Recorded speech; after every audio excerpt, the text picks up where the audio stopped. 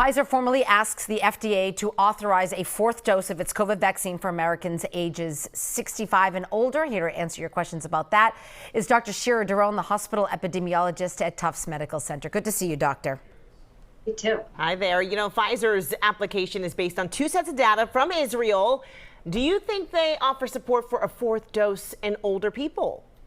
Well, you know, the answer to that question will depend in large part by whether the FDA and the CDC change their answer to another question, which has arisen repeatedly, and that's what is the goal of the U.S. COVID vaccination program? Is it to prevent infections or is it to prevent severe disease? And last time the external advisory committees met, they still wanted to use the vaccines to try to prevent infections and transmission. But in the wake of Omicron, many experts think that's not a reasonable goal anymore, given how quickly that protection wanes. So if the goal shifts to be prevention of severe disease, then the data will need to be looked at from that standpoint. And 3 doses are still doing really well for that goal. So Pfizer says that a fourth dose led to a rate of severe illness that was 4 times lower in this older age group. That sounds good, but we need to know, for example, whether that's 4 times lower than a big number or a small number, and what other differences there might be between those who did and did not get the fourth dose that could explain that difference in outcome. That's a really good point, doctor. That's a great point. I know you're getting some of this information from a press release, so are we.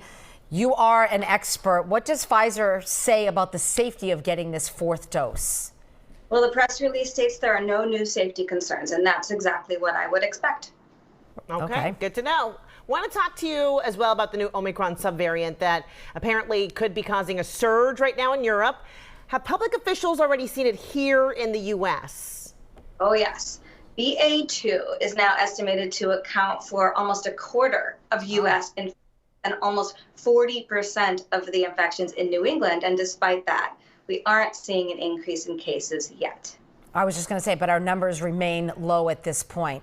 We know you track the state data very closely. If BA2 is going to cause trouble here in Massachusetts, I don't know if you can answer this, but where do you expect to see the first signs? Well, the wastewater is where those virus levels are not affected by things like how many people are getting tested and who's doing their tests at home. So at the Deer Island Waste Treatment Plant, where waste from 43 greater Boston communities is processed, we're maybe seeing a slight but not yet alarming increase in viral levels, but only in the south system, not the north.